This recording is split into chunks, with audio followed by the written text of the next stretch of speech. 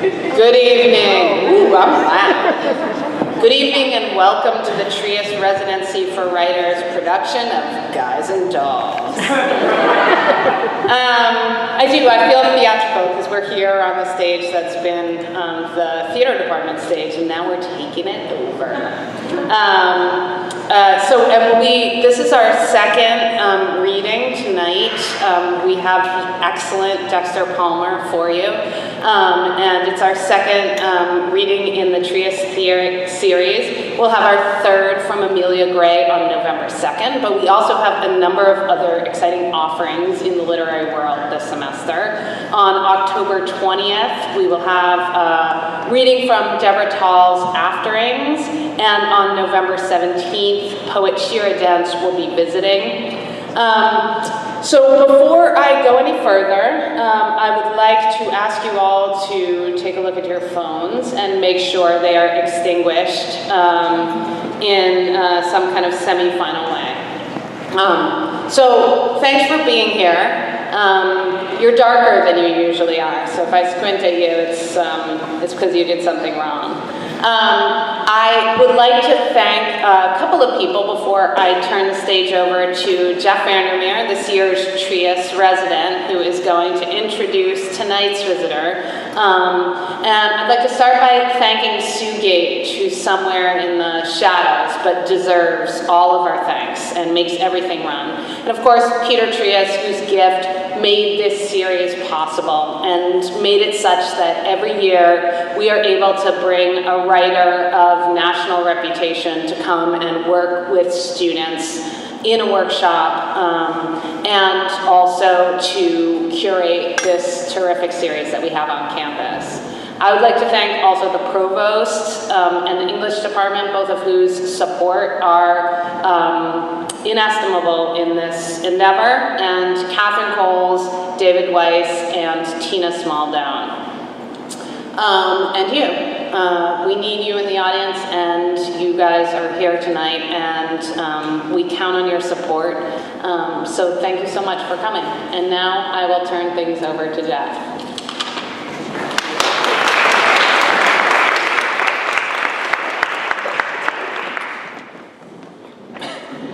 So, good evening. Welcome, as Melanie said, to the second installment of this fall's Trias Reading series, which I'm so lucky to get to curate. Thanks very much to Melanie and everyone at Hobart and William Smith for their support and many kindnesses, and of course, thanks to Peter Trias.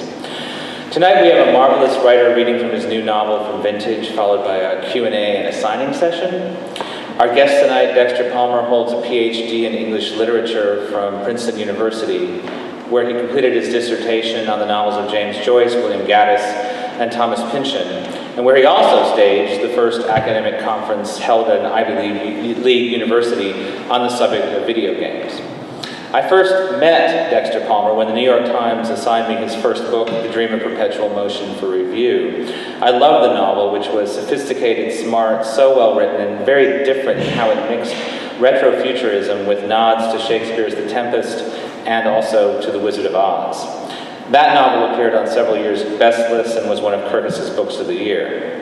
His new work, Version Control, is beyond what anyone might expect for a second novel. It's a tour de force about scientists, and one of the best about time travel that I've ever read.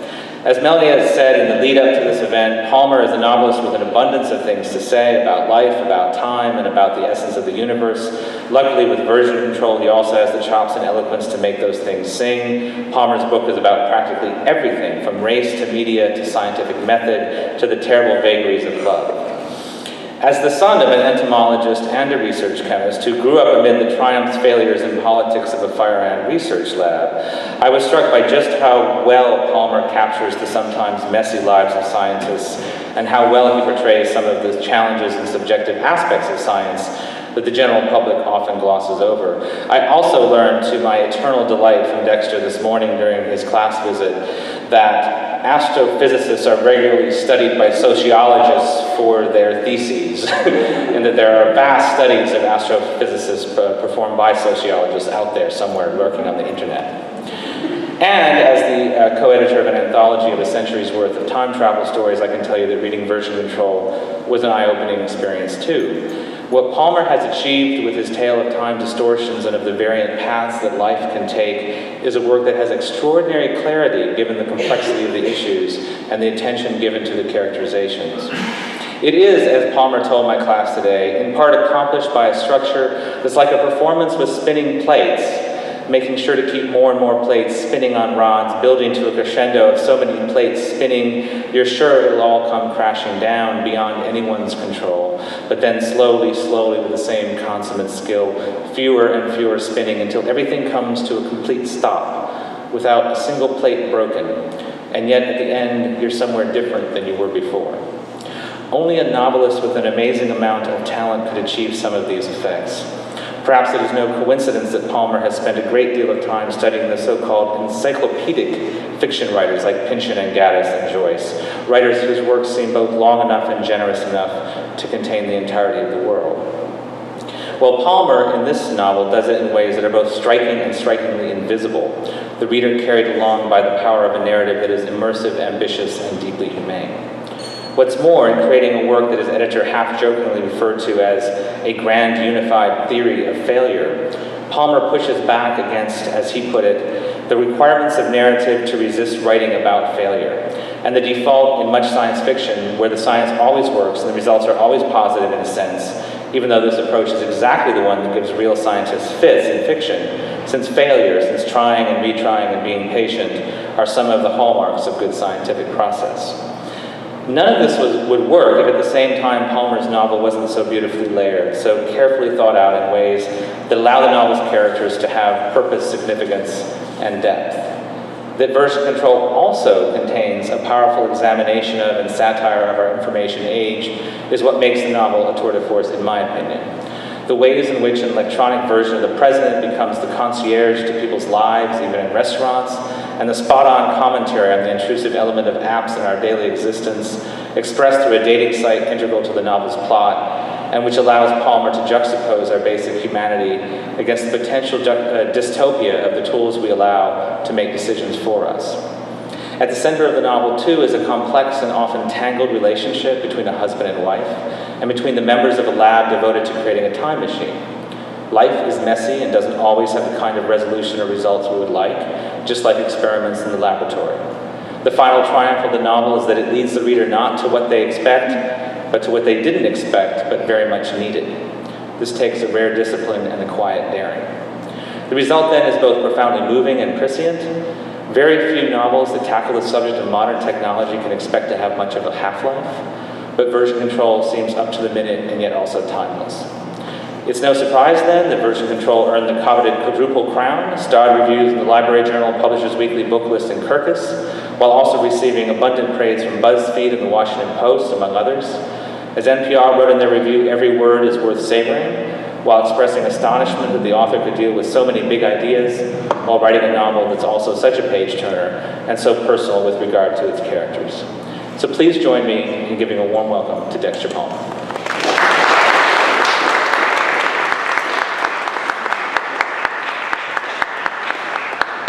Thank you. Okay. I'm going to read two things this evening. I'm going to read first an excerpt from Version Control, and then after that a short story that I wrote for an anthology that Anne Vandermeer edited. And there should be I'm shooting for sort of a contrast in style and content here. So Version Control is set, the timeline is between, like if we wanted to put hard dates on it, it'd be somewhere between, like, say, the 1990s and the unspecified near future. And this bit that I'm going to read is like from set a couple of years before the present day, and it's about the protagonist Rebecca and her attempts to fill out a dating profile and to get engaged in an online dating service.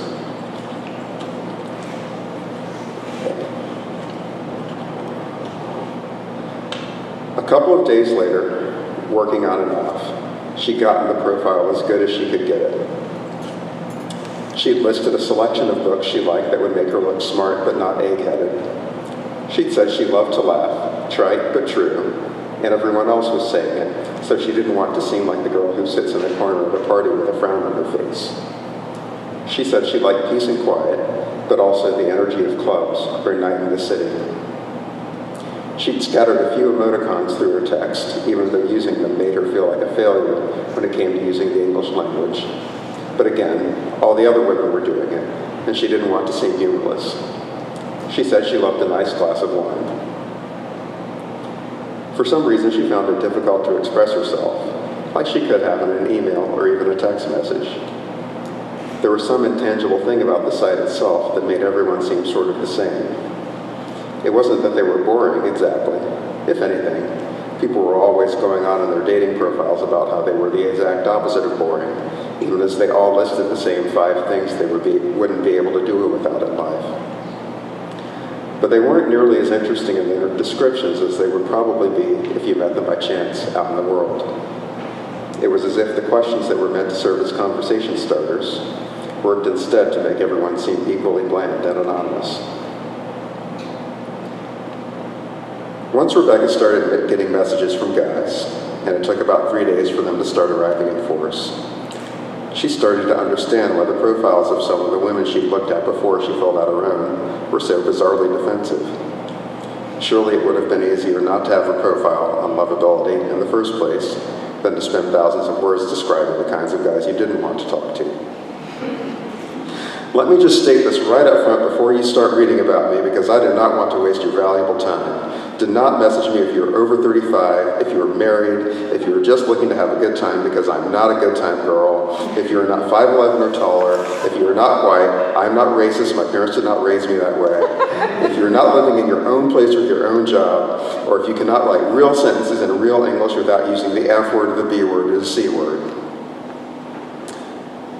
If the men's profiles were generally unappealing to Rebecca on first glance, with a photo from a senior prom, the guy's date cropped out of the image except for a disembodied, bracelets-clad arm draped across his shoulder, or a shot taken by pointing a phone's camera at a bedroom mirror, one hand lifting up the hem of a sleeveless t-shirt to reveal a scrupulously maintained six-pack.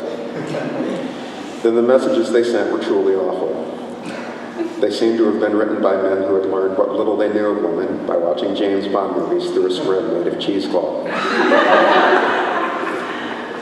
There were the nonsensical gruntings and the F and the B and the C, meant, Rebecca was sure, with endearment. The messages that were longer and more coherent either showed signs of being sent en masse to every new woman who showed up on the site, or were mistakes made by guys who probably had multiple browser windows open. It was news to Rebecca, for instance, that she wore eyeglasses, and it was further news that, for some guys, girls with glasses was like a thing. Hey, you're really hot. Ever since I was a kid, I have fetish for girls with bad eyesight. I like to think about when we're in bed together and I take her glasses off and hide them, and it's dark and she can't see and she gets a little scared. Would you tell me your prescription? I am -4 in both eyes. You look like you're at least -5, which is super hot. Then there were the guys who must have been watching reality shows about pickup artists on cable and thought it would be a good idea to lead with an insult. Don't take this the wrong way. I don't mean to be critical, but I can tell from your profile that you really think you're hot shit. Arrogant and pretentious too, but I like that in a woman. You aren't going to find many guys around here who are willing to deal with arrogance. I'm going to go out on a limb and predict that with an attitude like yours, you haven't had much success on this site so far. If you want to try to convince me that you're something other than what I think you are, reply to this message and we'll talk. But you probably won't write back. I know when I've hit a nerve. And yet the whole experience was somehow compelling. If you could keep in mind that what people were communicating with wasn't you, but a stripped-down version of yourself, a little marionette made out of data, then the things that other people said to your puppet became amusing rather than insulting, and the act of puppetry became a game instead of something that mattered. Once you got it straight in your head, the whole thing became, in a weird way, fun.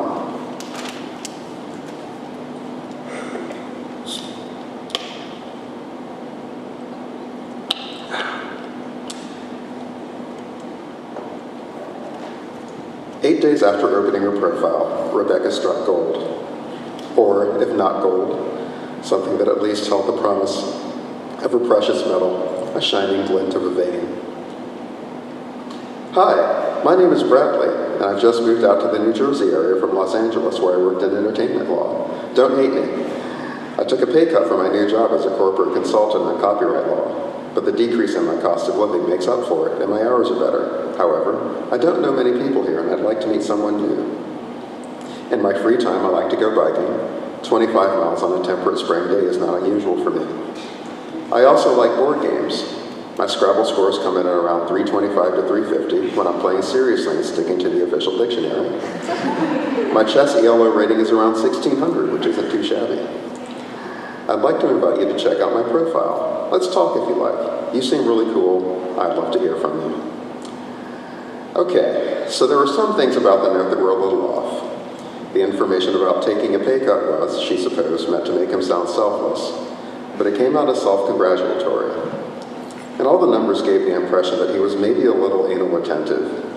You got the idea that you'd be playing Scrabble one evening, and he would lay down some bullshit two-letter word like za for 33 points. And if he saw you roll your eyes, he'd throw a fit and say he really didn't think this relationship could continue.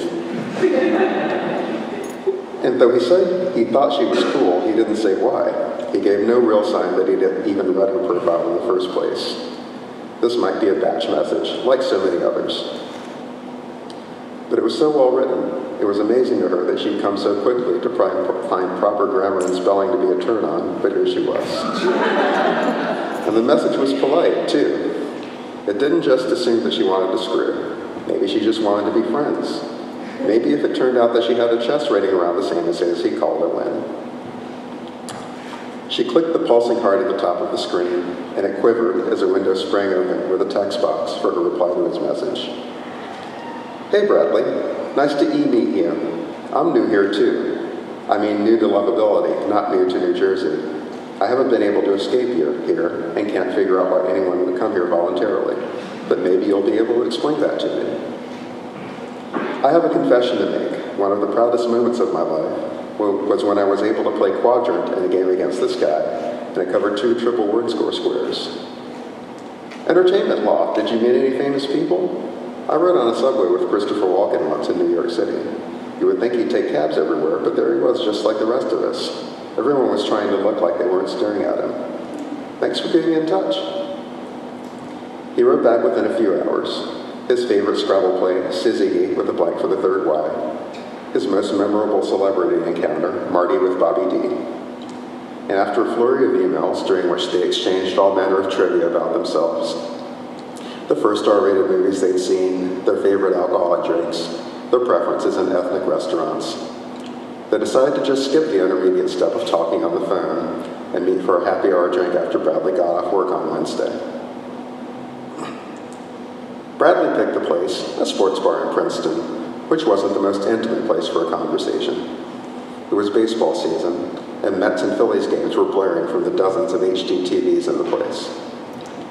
But Rebecca figured that Bradley was a sporty kind of guy. He was probably planning in advance for the opportunity to flick his gaze over her shoulder occasionally to check a score. And indeed, when he showed up, the first thing he said before he even greeted her was that games in Citi Field were a lot more interesting since they moved the left field wall 12 feet closer to the plate. It's nice to meet you finally, Rebecca said as Bradley seated himself at the bar. No kiss, no hug, and loosened the knot of his tie. She tried to reconcile the breathing, living man in front of her with the pictures of him she'd seen online and the texts and emails he'd sent. The rumpled lines of his suit disguised the shape of his body, but she suspected from the stubble of his hairline, which sat farther back on his head than she'd expected, that the shot of him on his profile page had been taken a few years ago at the beginning of the end of his prime. Guess how old I am, Bradley said, as if he'd noticed her quick glance at his forehead. Go ahead. His profile had said he was 28. She figured 34, though he looked a little older. The lines around his eyes suggested time spent in the sun. Well, you said in your profile that you were the 28, she said.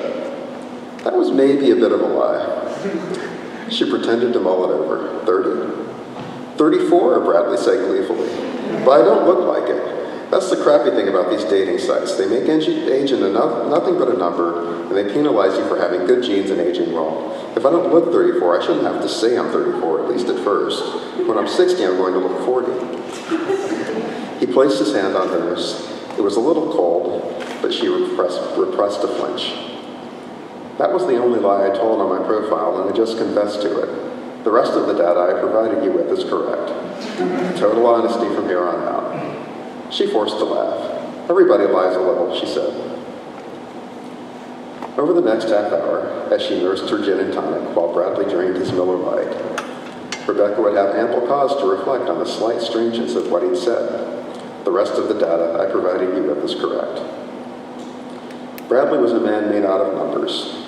Nearly every sentence out of his mouth bespoke his belief in the quantifiable life. He talked about how his move to New Jersey from LA had shortened his commute. 43 minutes to 11 on average, so 32 minutes each way times 2, 64 minutes. A little over an hour a day, 5 hours a week. You can do a lot with 5 hours. He went on about his change in income, though in a concession to tact, he spoke in terms of percentages gained and lost, rather than absolute values. When they made the offer, I did the math and saw I see a drop in income of 28%, but my expenditures could easily drop by 35%, and I'd be able to maintain roughly the same standard of living. My apartment square footage is actually slightly larger, in fact.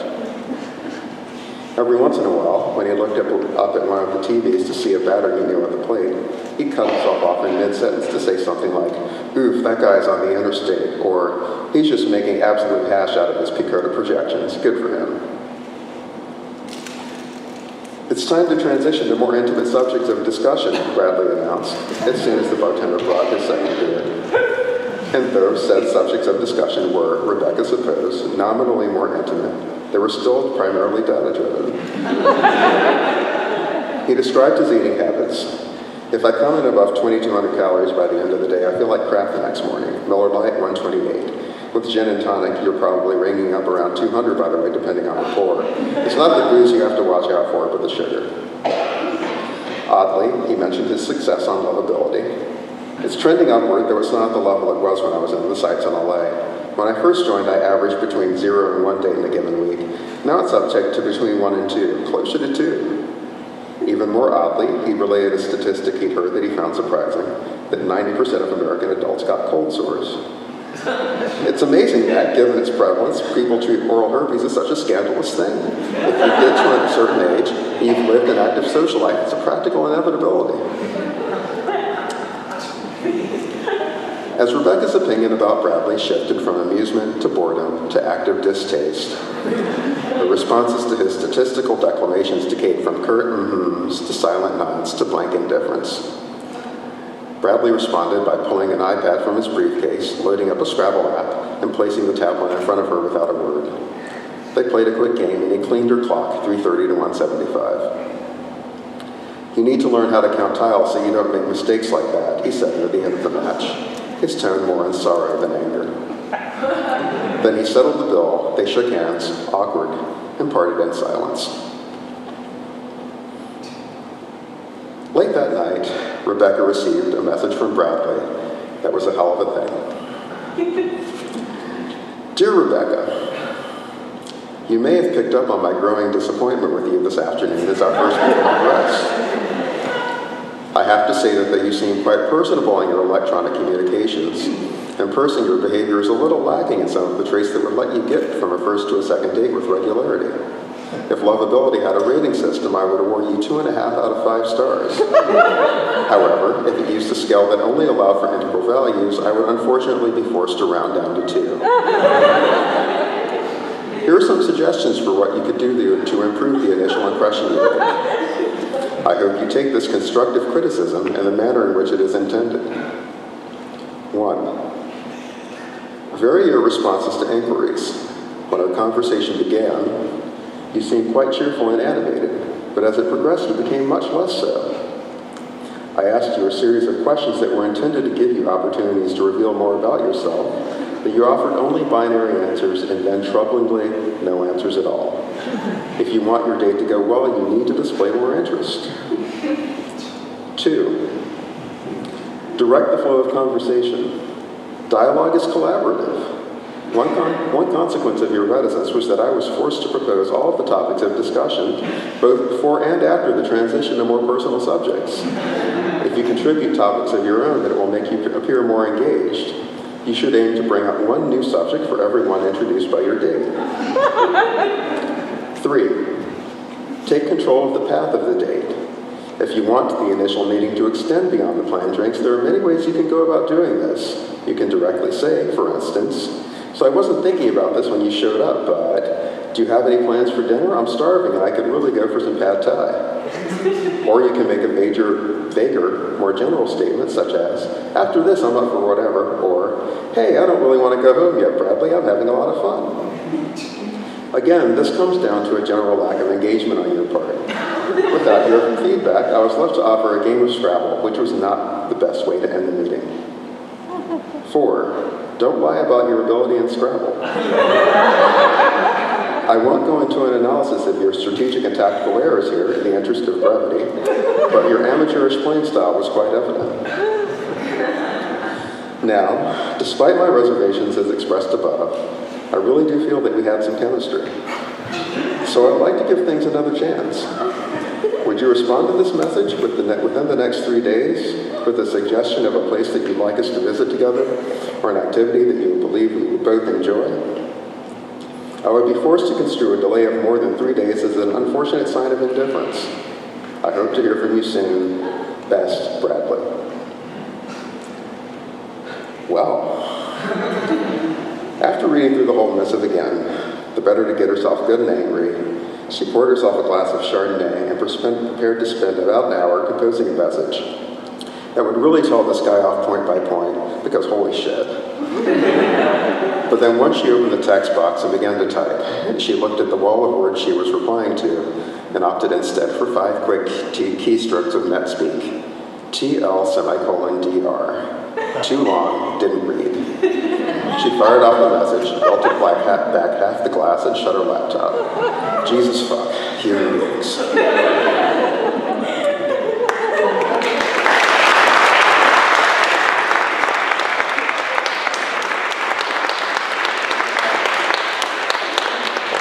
Thank you. All right, so the second thing is a little bit weirder. And this was something that I wrote for this anthology again that was edited by Anne Vandermeer called Bestiary, and the assignment was for each of us, the contributors, to come up with an imaginary monster for a letter of the alphabet that we were given, and to write a story about this imaginary creature. And I was assigned the letter D, and so the title of this story is The Daydreamer by Proxy.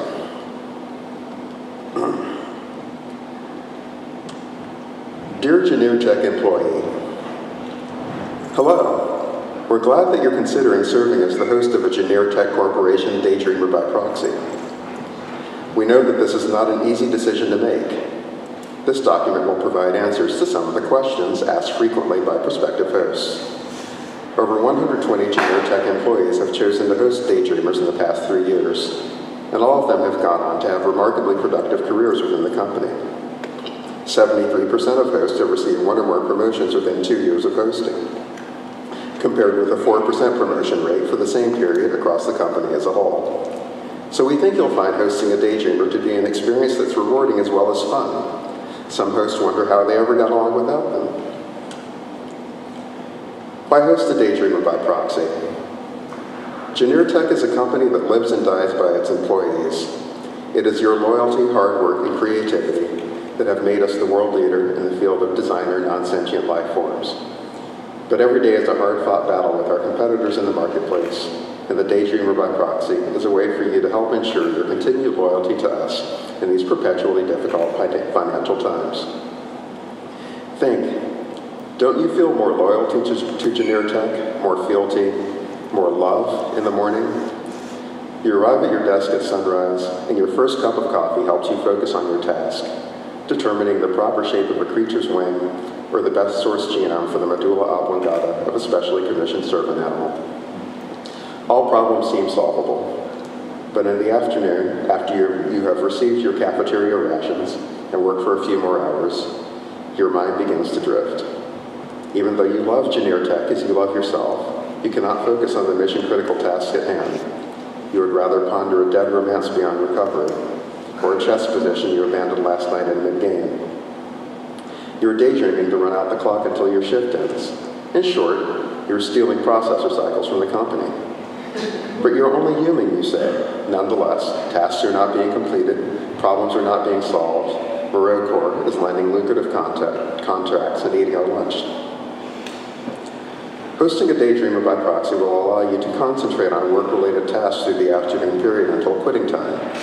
You may also find that it yields significant quality of life benefits outside the workplace.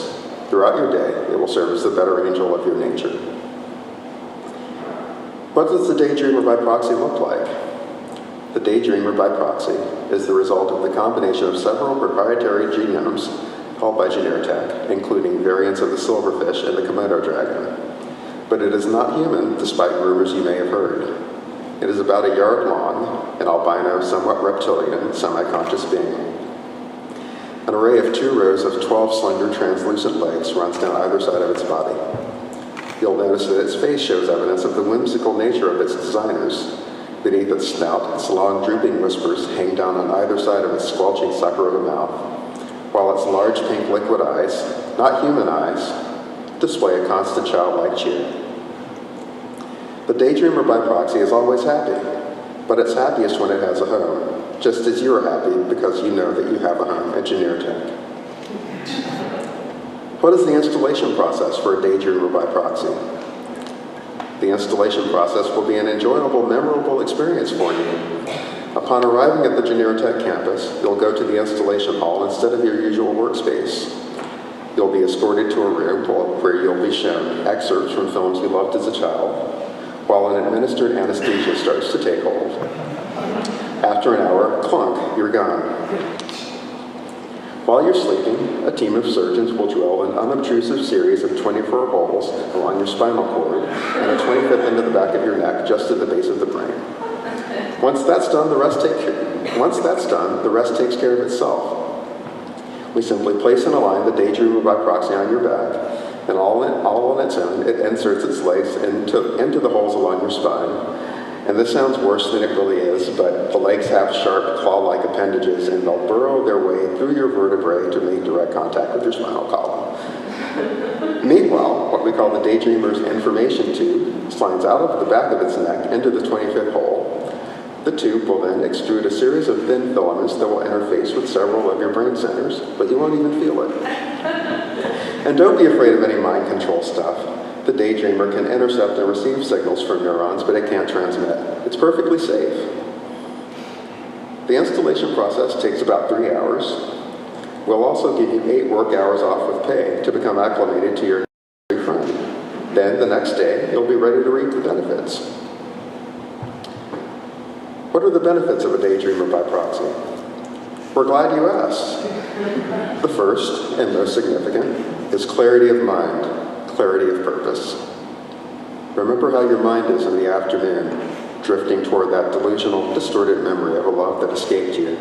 Its playback suffused with false colors and delirium.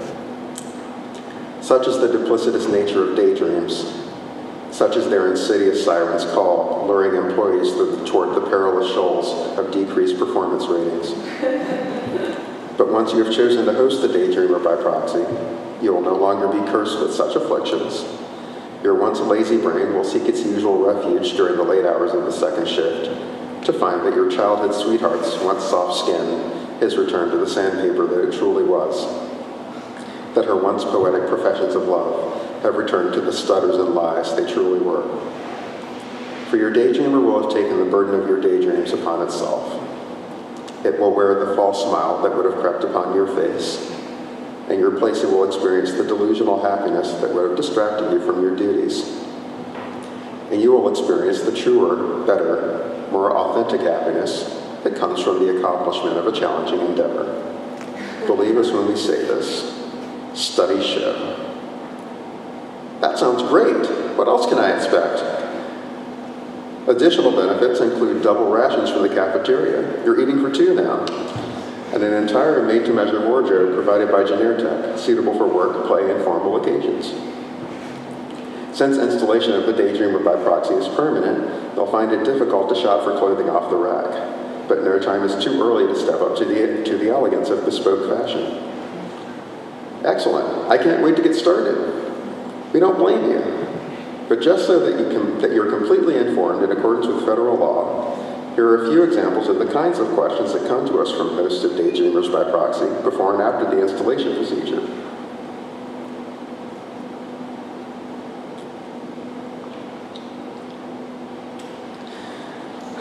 Question. My family doctor has advised me against installing the Daydreamer by proxy, saying that there's a risk in, quote, unnecessarily drilling holes along your spine, then permanently attaching a genetically engineered parasite to vertebrae C7 to T12 that'll have access to both your spinal cord and your brain centers, end quote. He's being rather unreasonable about the whole thing. What can I say to him to convince him that this isn't nearly the problem that he thinks it is? Answer. The parasite, as your self-interested family practitioner calls it, is perfectly safe. And if anything were to go wrong, which it won't, in the past 40 installation procedures there has not been a single death, the extensive health coverage provided by Tech would ensure that in the event of an irreversible paralysis-induced paraplegia, you would be well taken care of. You can undertake the procedure without fear, whether that fear is of the non-negligible chance of the loss of motor control over the facility of speech, or of a job market that is notoriously unfriendly to people like yourself, who are no longer fresh out of college, easy to train, and ready to take on the world. Question. As of late, I have developed a certain rapport with a colleague who has also chosen to host a Daydreamer by proxy. Though I would not call this love, or even lust. Recent events seem to have inexplicably robbed me of the capability to feel such emotions. We do share a certain affinity for the tasks at hand, and during our prescribed off-task conversational periods, we have found that we both enjoy the films of Carl Theodor Dreyer. And our daydreamers seem to get along as well. When they come within close proximity, they emit a certain keening chitter, and I can feel the legs of my daydreamer clutching at my spine, producing shivers that are now the closest thing I can feel to erotic stimulation. I'm considering asking this woman to accompany me to a double feature of The Passion of Joan of Arc and Vampire at the local drive-in. Now that I have a Daydreamer by proxy, are the forms indicated in Standard Operational Procedure 3 for managerial permission for inter-office liaisons sufficient, or must I fill out additional forms as well? Answer. Good question. You don't need to fill out any additional forms besides those mentioned in SOP 3. However, you'll want to read the pamphlet entitled Mating Procedures for Daydreamers by Proxy before you hit the town with your new companion. And remember that Daydreamers by Proxy, whether living or dead, eggs produced by Daydreamers by Proxy, offspring that hatch from such eggs, and the genome sequence of the Daydreamer by Proxy are the property of Tech. Theft of company property will be punished to the fullest extent of the law.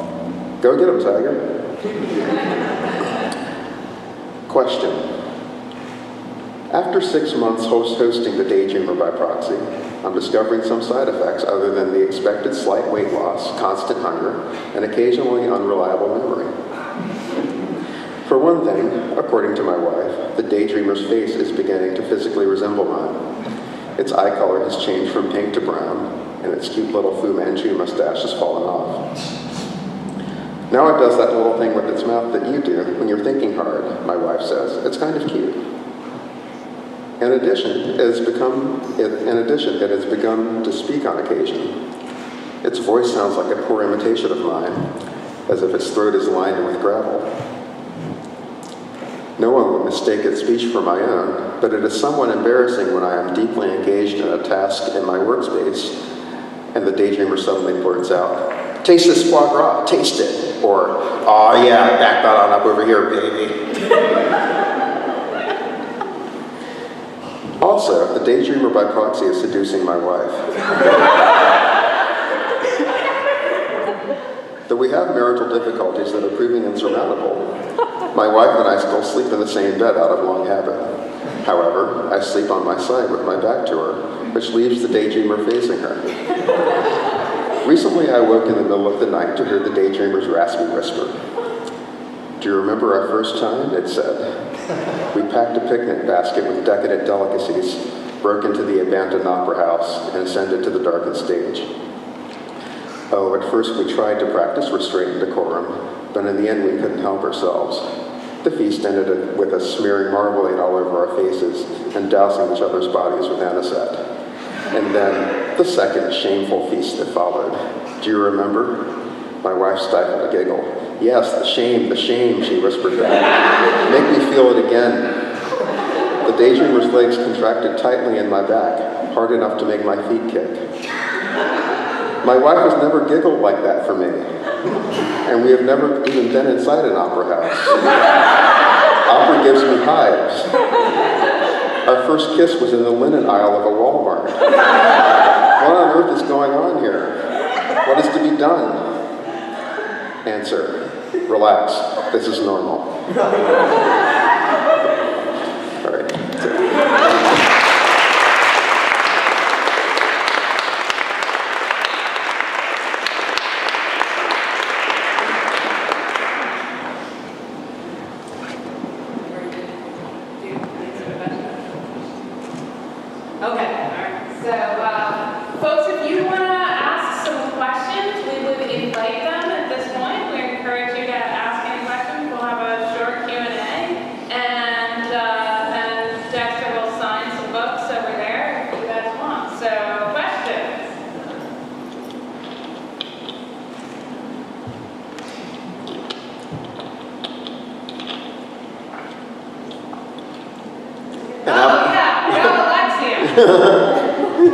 Belt it out. All right. Hi. That's Alexia. Hi, Alexia. Hi. So I really liked your book. Both of these readings were great. So for version control, I was wondering, the descriptions of the behavior of the scientists were really specific and they seemed very realistic. Did any research go into that? Yeah, so basically, there are a few factors there. The first is that I had, for whatever reason, because I live in Princeton, and I just happen to have a number of friends who are astrophysicists, so every once in a while when I was working on this book, I would just ask them a question. The second, which was like a bit more larger and more specific, is that, as Jeff pointed out, when I was doing my research, I discovered that there's this subfield of sociology where sociologists write about astrophysics, and there's one particular book on the character, Philip Shelf, called Gravity's Shadow, which is an actual book that is an 800-page study of the history of gravitational wave research. And the advantage of looking at sociological studies of astrophysics instead of things that astrophysicists write about themselves is that you get these very careful descriptions of behavior, you get these transcriptions of how astrophysicists speak and things like that, and that also helped a lot. Finally, I did actually give an earlier draft of the novel to an astrophysicist to proofread, and I told her just to look at, if there's anything here that seems false or that you find generally irritating, just let me know. And so she wrote up a bunch of comments that I then passed on to my editors, and then we sort of, that went into the revision that resulted in the final product. Thank you. Yes? Hi, my name is Marge. I loved your reading, and my question was what drew you to this specific and particular genre? It's a good question. I mean, I grew up reading a lot of, I guess what would be now called golden age science fiction. I read I went through a year where I think I read nothing but Isaac Asimov, for example. And then when I went to college and then graduate school and I became an English major, I started reading, the canon, so to speak. But I think I also always had this science fictional thing, kind of going on in the back of my head. And it might be the case that this book was a way of sort of melding those two interests together in some way, if I could. Yeah. There's a question back. Oh, wait. I noticed Bradley and Junior text speak in the same voice, pattern of intonation. Mm-hmm. And, I mean, it worked really funnily, but is there anywhere that voice came from or is influenced by? I'm not sure. I mean, you're the first person to point that out, but I rarely read those two sections back to back with each other.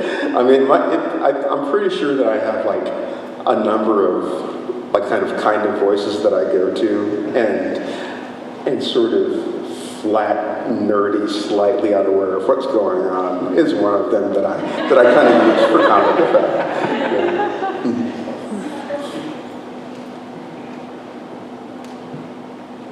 Any other questions?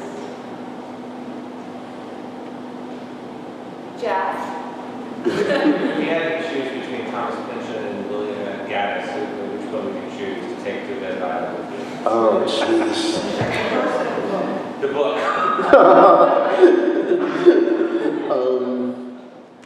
Let me think.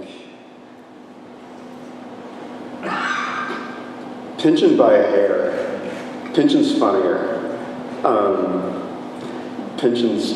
I think Gaddis's body of work is like a little bit more consistent, but it's also like if I had to be on a desert island, it's a much tougher read than Pynchon, who's going to tell me some jokes sometimes. So.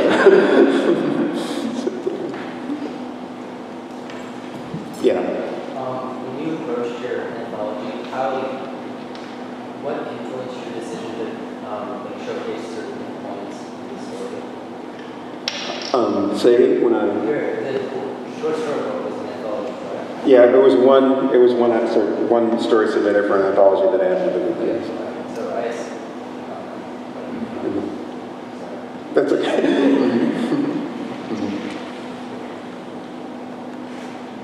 I have a question. I was wondering about your women characters in Version Control, because the dominant voice is a female voice, and do you have any sense of how you ended up drawn to that voice, why you ended up writing most of the text in the voice of a woman? I think part of it was because for my first book, which I ended up through various reasons spending 14 years on, that was written in a male voice and largely written in the first person. And so I think I partly wanted a change of pace out of boredom. But I also think that's sort of like part of the job of being a writer is to like effectively convey the mind of someone who is not yourself. And so I ended up sort of like seeing that as a kind of a challenge. I did have asked several women to proofread the manuscript before, like its final version. And again, this was another case where their comments helped a bit with sort of descriptions and behaviors and things like that. Do you remember any that weren't embarrassing that you can share with us? Well, so there's one where, and again, the astrophysicist who proofread this was a woman, and she said that my habit was to describe women's clothing but not men's clothing. And we talked about it. It's because I see that women's clothing is something that signifies a certain impression that they want to project, and that this is always or often sort of managed over time. And so when I described a woman's clothing, I was also saying something about her character. And then men actually do the same thing, right? There's a reason why I'm not wearing pajamas right now. And so that kind of commits me to go back and start sort of describing the male character's clothing to give everything sort of an equal weight. Thank you. Yeah. So there are a lot of student writers in the room, and I think sometimes when people begin writing fiction, they are very interested in plot, and a lot of things are very plot-driven. But you're writing as an extremely exciting plot, but also an interesting characterization, details of people. And I'm wondering what kind of advice you can give to young writers just starting out about things that get attention to the craft besides plot. Well, it's so one thing, and we kind of talked about this in class earlier today. One thing that I find myself doing a lot is like whenever I'm in a public place, I keep sort of my ears open for like little like sort of things that people are doing that give me like sort of hints about like what kind of person they are. Like sort of, and sometimes like you have an intuitive sense that somebody speaks a sentence and it tells you like where they're from or like whether they've just started dating somebody or something like that. And if you like develop an ear for those things, you can kind of duplicate them in the work. Sometimes people just sort of like tell me stories that they just kind of go on for a few minutes. I end up listening to them. And like yesterday when I was in the airport, I got my shoes shined, and the shoe shine guy ended up taking 15 minutes to do this instead of 3 minutes because it turned out he was a Liberian immigrant and he wanted to tell me like the entire history of Liberia in the past like 15 years, which was super interesting if you're the kind of person who is looking for little details that describe human behavior and things like that. So I guess my general advice is just to kind of just like keep your ears open and listen to what random people are saying about things. So,